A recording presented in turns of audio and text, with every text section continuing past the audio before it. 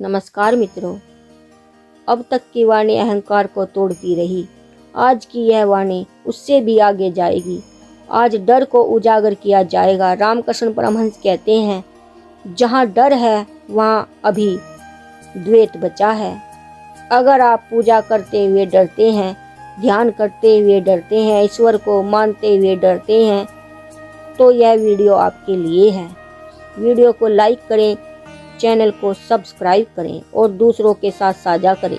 एक शिष्य ने पूछा, मैं पाप से डरता हूँ, नरक से डरता हूँ, ईश्वर के दंड से डरता हूँ, क्या यह डर गलत है? रामकृष्ण परमहंस ने कहा, डर कभी भक्ति नहीं होता। शिष्य चौंक गया।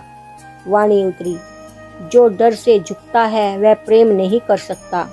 डर का अर्थ है आप अब भी ईश्वर को दूसरा मान रहे हैं। रामकृष्ण परमहंस कहते हैं, डर इसलिए है क्योंकि तुम्हें कुछ खोने का भय है। अब स्वयं से पूछो, क्या खोने का डर है?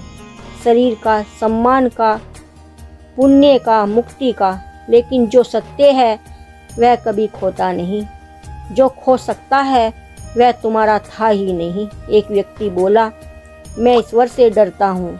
रामकृष्ण ने पूछा, तुम अपनी माँ से डरते हो? वह बोला, नहीं। रामकृष्ण बोले, तो फिर ईश्वर से डर क्यों? डर वहाँ होता है जहाँ संबंध नहीं, केवल कल्पना होती है। ईश्वर दंड देने वाला नहीं, डर सिखाने वाला नहीं, ईश्वर तुम्हारा विस्तार है। रामकृष्ण परमहंस कहते हैं, जिस दिन तुमने मृत्यु को स्वीकार कर लिया उसी दिन डर समाप्त हो जाएगा। डर जीवन का नहीं, मृत्यु का नहीं, डर है अपने मैं के अंत का। अहंकार मरना नहीं चाहता, इसलिए डर पैदा होता है और उसी डर को धर्म का नाम दे देता है। जो निर्भय हो गया वह मुक्त हो गया। ईश्वर तक पहुंचने में सबसे बड़ी बाधा डर नहीं, डर को सही मान लेना है।